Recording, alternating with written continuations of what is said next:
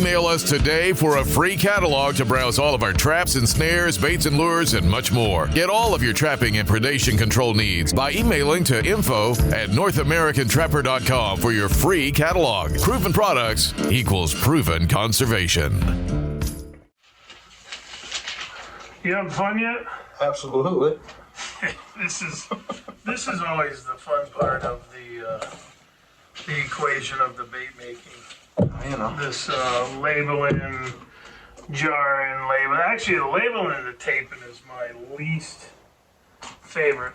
But when you get it done, you got a product you can be proud of. Yes, sir. And definitely the Mountain Man is something that we're proud of.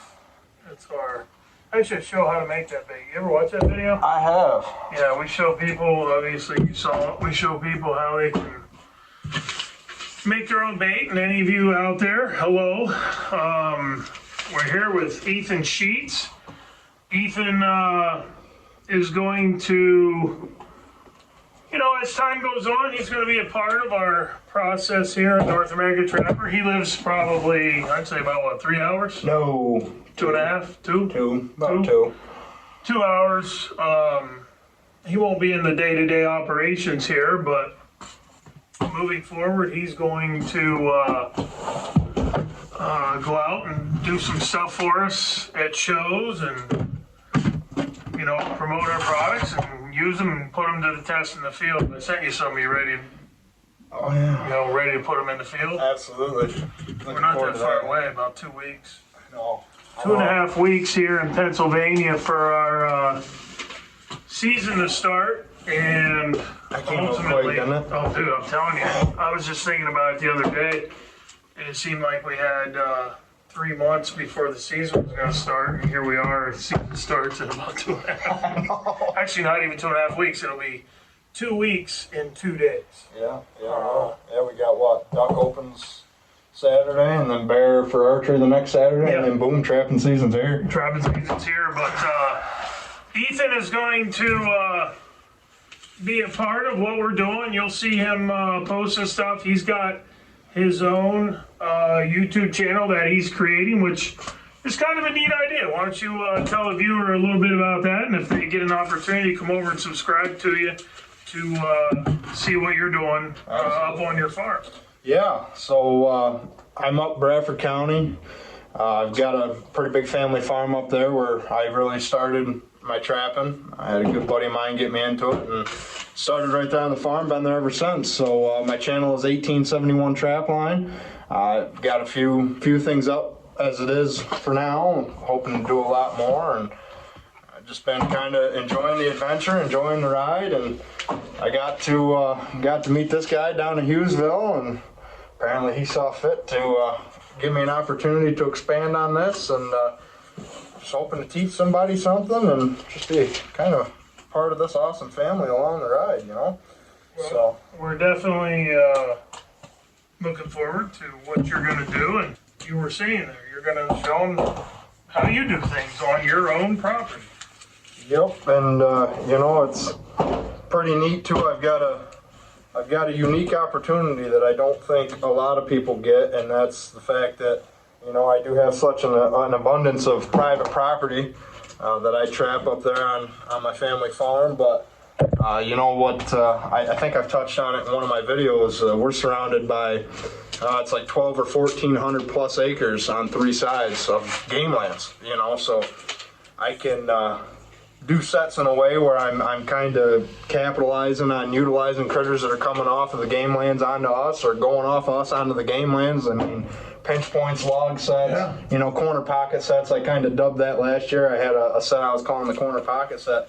Dude, I must have caught, I don't know, 8, 9 different critters out of that all year, and I just kept putting the same trap back in the ground. Same set. You know, step down dirt hole. I had porcupine and fox and coon. Well, that goes hand in name hand. That set, I guarantee you, if you make that same set in the same spot this year, Oh yeah. you're going to catch every critter that comes by, because, you know, I was at Minktoberfest as I showed that clip, and, you know, I've always had these thought processes, like when I go back to there, whether it's Illinois or Missouri or wherever, where I caught something before.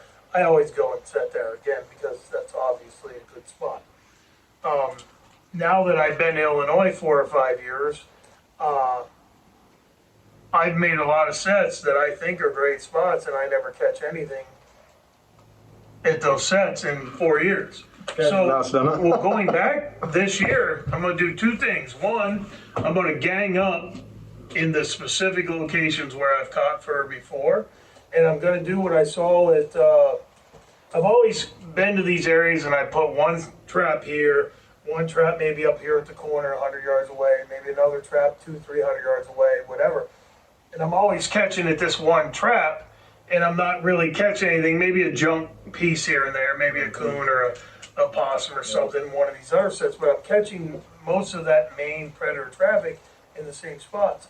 Well, I was at McToberfest, and Brian Nelson, who is a live market trapper from Virginia, was sitting there, and basically he, if you can think of 3 sets to where the catch circles would overlap like that, where this catch circle would hit this catch circle, would it hit this catch circle.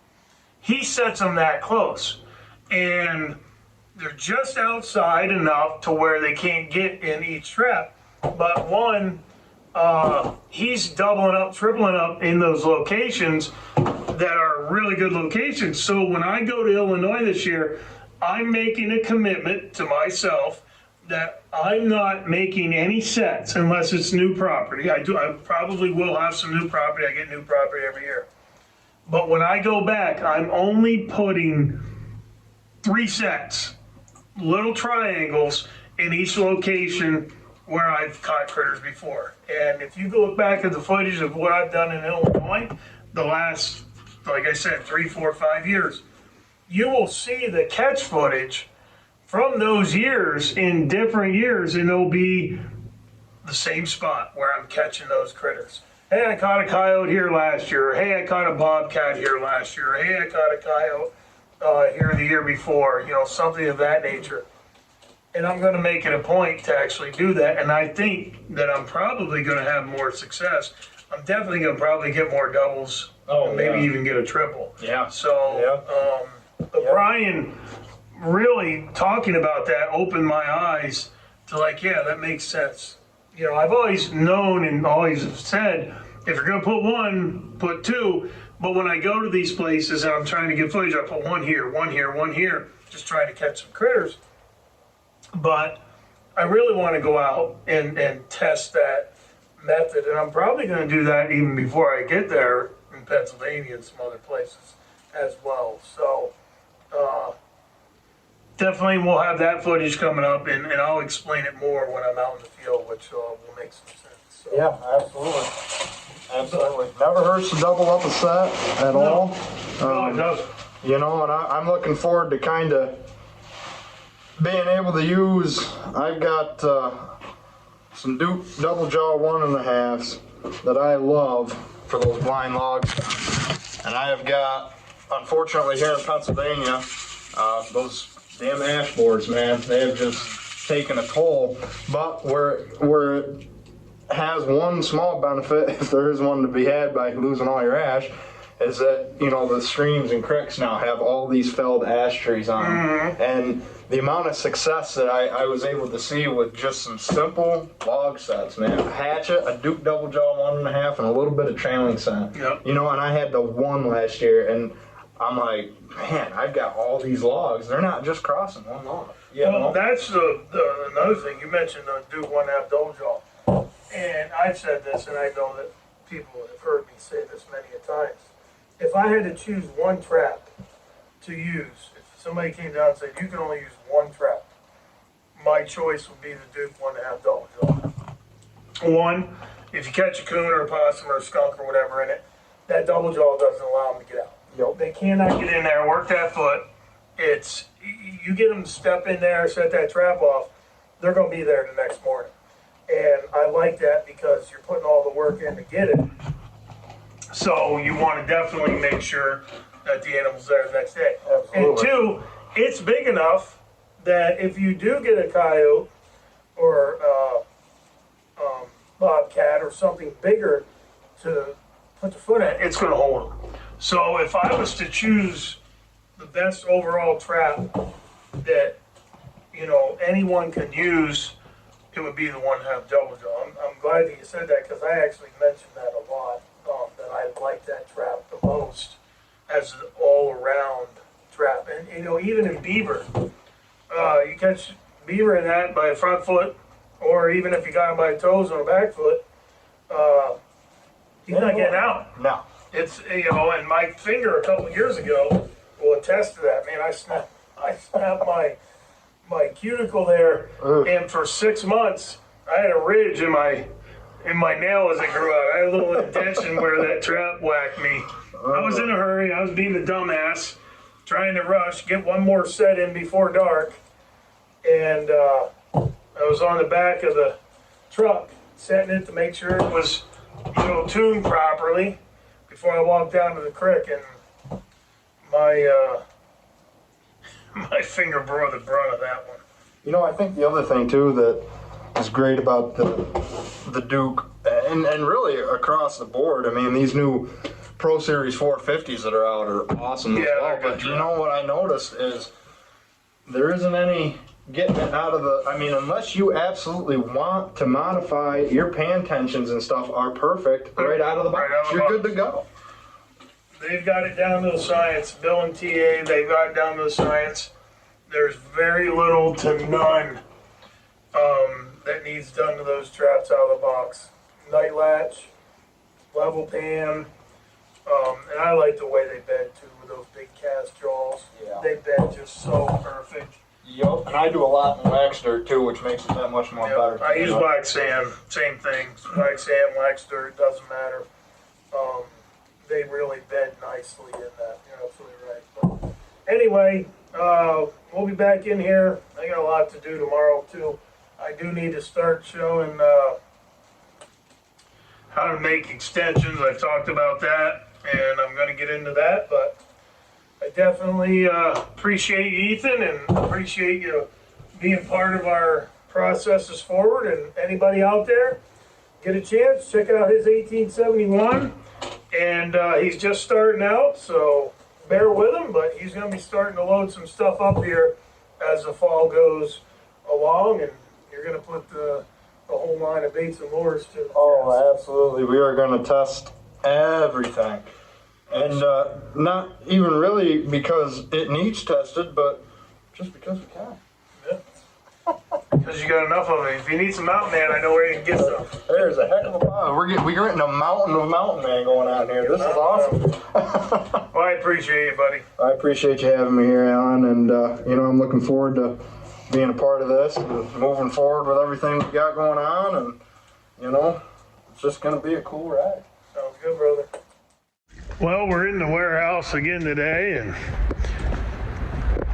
we've got a lot to do. I was looking out here, my truck is leaking. I've got a little leakage, and that's from I've got a whole batch of unedible, as you can see, unedible meat. That's all gonna be made into Mountain Man at some point. We're going to drive the truck around the back, and I would have done that already, but I had a delivery today. One thing, we are going to start carrying the Coon Creek Trappers Connie setter and also their stake puller. Pennsylvania company. We're going to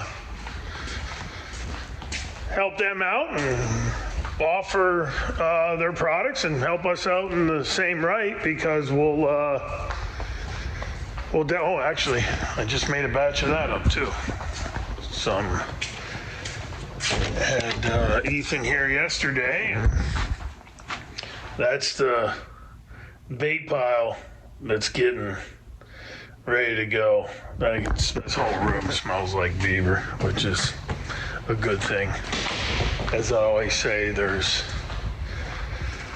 nothing in the animal kingdom that doesn't like beaver. So we just got another batch of bottles, or not bottles, but jars. These are 16-ounce jars. We were running out and we got the lids on top, so they were brought today. We squeezed them in. That pallet is going out. That's our snares. We got to add more to that, but I've got a lot to do before I head off here. My son gets out of school today at 2:30, and he'll be here by 4:30, and I got to get all that meat. I'm gonna put it in the buckets, sodium benzoate it, cure it up. I'll probably put some of it in the freezer too. In the big freezer, I'll put in garbage bags and freeze it till we need it. But I'll get some batches ready because we definitely are gonna need that. But it's just one of those days, trying to get 1,000 things done before we go. My son, as I've said, Hunter qualified again for states, and he is taking me away, or I'm taking him away, one of the two. We're going up to State College for a couple practice rounds this weekend, and then he'll go and he'll have his scheduled practice rounds through the PIAA next weekend, and 20th and 21st, 19th and 20th. I'm terrible with dates right now. 21st and 22nd, it looks like, will be when he's competing for the states. So we're going to go up there, and I'll be up there all weekend, but I want to get this stuff done before I go, and ultimately it's getting that time of year. A lot of processes that we're doing right now, just trying to get, I got Madness I need to make. We're getting low on that. I've got Fox Plus I need to make. We're getting low on that. I just made the bait pile. That should give us enough to get us through a couple weeks. It's just getting that time of year. Woke up this morning, it was like 37 degrees on the mountain. Good frost. And those critters are going to start moving more and moving more and moving more. And the coyotes are probably dispersing right now. I have a lot of people. I had 3 or 4 people come into the shop here today to pick up some baits and lures, a few traps and things. And they're getting a lot of coyotes and bobcats and things on their game cameras. And the one guy said, yeah, I've never seen so many coyotes. They're just, every night they're running by my cameras. I said, those adults are chasing them young ones out, and they're just running, trying to find their own territory right now. And ultimately, it's a good time in the year. Fall is always my favorite time. Fall is the best time. And I'm gonna go back there, drive my truck around, start putting that meat in the buckets, curing it so it's stable, and hopefully I'll have that time done before I have my son show up, because he's going to be here and he won't want to wait, and I don't really want to wait either. I'd like to have it done before he gets here, but we're going to finish that early next week, Monday, Tuesday. I'm going to show you the boiling processes. I did start that process. I got the 550s all tuned. I still need to put them on the wires to dip in the boiling dye. There's just a lot going on right now. And, we got the orders out, waiting for the mail lady to come. But it's been a good day. I had a couple people stop in, as I said. One of them brought their son. He's about 10 or 11 years old, and he was just looking around, and it takes me back every time a young kid comes here. It takes me back to when I used to walk into those fur buyers. I still remember tagging along, basically being a dingleberry to my dad. Always going to. There was the guy Thomas at Harraff, the 2 guys up in Salisbury. You had Snyder in Mill Hall. You had, I think, Snellis in Williamsport. You had another guy in the Valley. I mean, every little town had a fur buyer, and they were all different. And back then, it was competitive. No one person would buy all the fur because each person that was trapping in the area had all these different avenues to move their fur. And I can remember we'd start and he'd take the foxes or raccoons or beavers or whatever he had, and he'd go up to Mill Hall and at Snyder's, and he'd give a price, and they'd write it down on a pad, and, well, all right, I'll think about it. And then you go to the next fur buyer, and then you go to the next fur buyer. So it was like a little circuit around the area. And when it was all said and done, you kind of sold it to the guy who gave you the best price. If one guy gave you a better price for your fox, and another guy gave you a better price for your coon, you gave him the fox, you sold the coon somewhere else. It was a dog-eat-dog world back in the 70s and 80s. That late 70s, early 80s, when that boom was there. I was young. I mean, I really wasn't trapping a lot. I caught a few muskrats. I think I caught my first coon when I was like 9 or 10. And first fox was, I think I was about 12 or 13. I don't know. And I'm starting to lose some of the memories from back then. I'm getting too old, I guess, but it's a different game today. We just don't have the avenues to move the fur. The world has changed. The market is different. It's the last couple of years, it's just been beaver. The hatter market. Basically, everybody wants to be John Dutton living out on the Montana ranch, and I guess they buy the hat and it makes them feel like they're part of that process. But that's been the only thing that's been really good.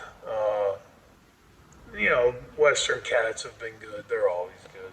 They're unique in and of themselves. But the beaver has been the one thing the last couple of years. 3 years ago, I bought the Snaring company a couple years ago, and 3 years ago, Western coyotes were selling for about $120, $125 averages, and they're like $20 averages now. So I picked about the worst time to purchase the Snaring company, but that's all right. We're making it work, and we're providing a good product, and we've got our placement.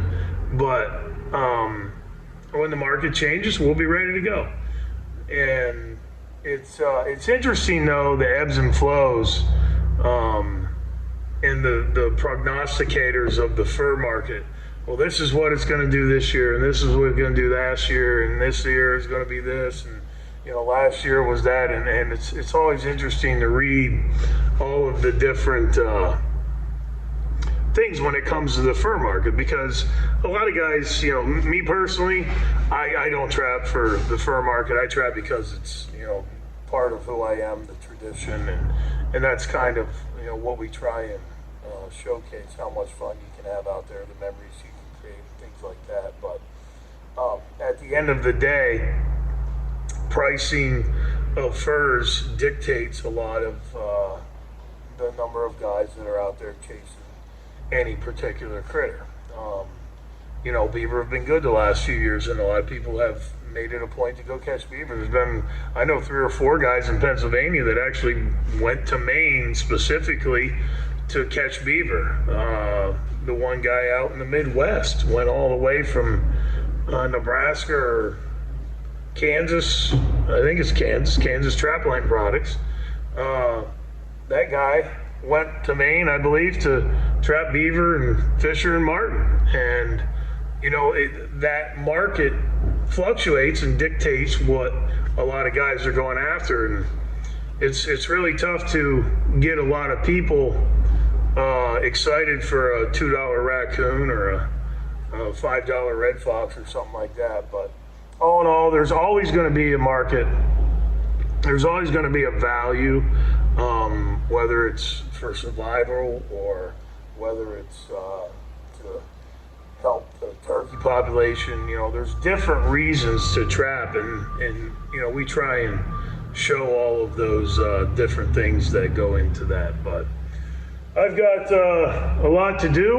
We're gonna take that meat, as I showed you. There's quite a bit of meat there. I got it from, just happens, a guy in Pennsylvania here, John Mace, who actually sells Trapline products too, works at a meat plant, and he's able to get me, some bulk meat. And you can see I got a whole truck full. I've got probably 24, 25 boxes there. There's well over 1,000 pounds, or right around 1,000 pounds probably. And I'm gonna have enough ground Angus for the mountain man, but we got to get it cured before it starts to go bad. And we're going to go on the golf course this weekend.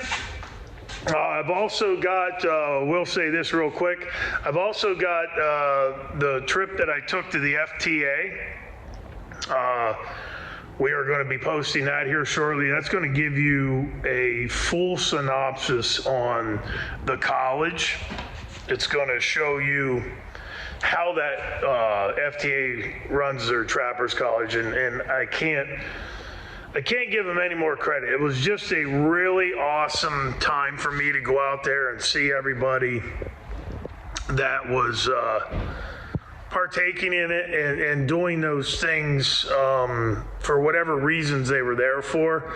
The amount of knowledge, the amount of people that take so much from that college, whether it's through their job or, to be a trapper, an ADC or whatever. It's a really good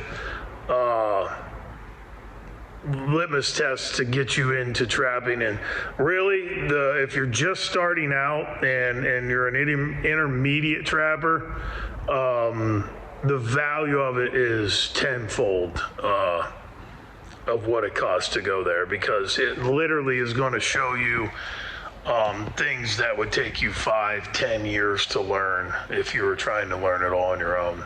The learning curve is years at the Fur Takers College, and we'll be posting that here shortly as well. But with that, I'm going to get this stuff done. My son's going to show up, and we're going to go, he's going to go. I'm not going to go attack the golf course, but he's going to go attack the golf course, and I'm going to sit and enjoy the weekend watching him do that. So we'll be back here again early next week and showing you these processes, and within about 2 weeks, we will have some traps in the ground. And the one thing I will say on that, we're getting a bunch of the 450 full jaw and offsets.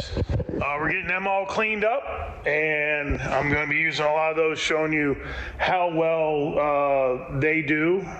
And it's my first crack. They just came out this year, but I'm going to put them to the test. I'm going to make pretty much every set here in the southern tier of New York, Pennsylvania, and then in the Adirondacks for Coyote, Fisher, Bobcat, Fox, Raccoon, everything. We're going to put them to the test, and we're going to show you how they work, and I fully expect them to do well, just like the 550. But that 450, we're going to be able to make a smaller bed. We're going to be able to blend it in, and I'm going to actually show a couple things that I'm going to do differently this year as well. I think I mentioned it the other day. Brian Nelson from Virginia, I saw him at the Minktoberfest, and how he, puts his 3 little triangle sets, and just outside of each catch circle, a little triangle. I'm going to do that. I'm going to pick a spot where I know is the best spot, whether it's somewhere I've trapped or haven't trapped. Like Illinois, I'm really going to do it when I go back to Illinois this year, where I've caught coyotes and bobcats and those bigger predators over the last 4 or 5 years that I've been out there. I know where I'm catching the critters. I catch them the same place every year, and I make a lot of sets in areas I think I'm going to catch critters, and I don't catch them there. So I'm not even putting sets in those places this year. I'm going to double and triple up at each location where I've caught critters before, and I'm going to put that method to the test, and I fully expect it to actually provide me with more more critters than I probably thought were there even when I was trapping the areas. I've got the back end done, and I've got enough lids for 7 buckets, and I have 9 buckets. I've got 7 lids right there, and I've got 9 buckets, so I'm gonna have to put cardboard over 2 of them so any flies don't get in them. It's not warm out, and there's not a lot of flies right now because it was cold last night, but we've got it in the buckets. And you can see I've got 3, 6, 9, 12, 15, 18, 21, 24, 26, 28, 30, 32, basically 32, 33 buckets there that will be meat going into Mountain Man at some point. So we've got it cured. Basically what I do is I take 16 ounces of sodium benzoate, put it in the bottom, and as I put meat in, I continue to work it up with my hands and mix it in, and then by the top it's pretty well cured to where it's not going to explode the lids on it. But you can see we've got enough burger for a while, and hopefully all you are out there using it and having success. Definitely, that's our mainstay. Hell, we even show you how to make it. So it's a process, though. I'm sweating my ass off, and I'm rushing because it's getting late, and he's on his way, and I still got to go to the house and get my clothes for the golf course. I don't think they are gonna like the attire I have on at the golf club. So anyway, we got that done. We'll be back in here next week doing a bunch of other stuff, and we wish everybody a great weekend. And as I said, we're going to be getting that Fur Takers of America College on there, and that's going to give you a really good synopsis of what you could expect if you want to go out there and partake in those festivities. And it's really a great course.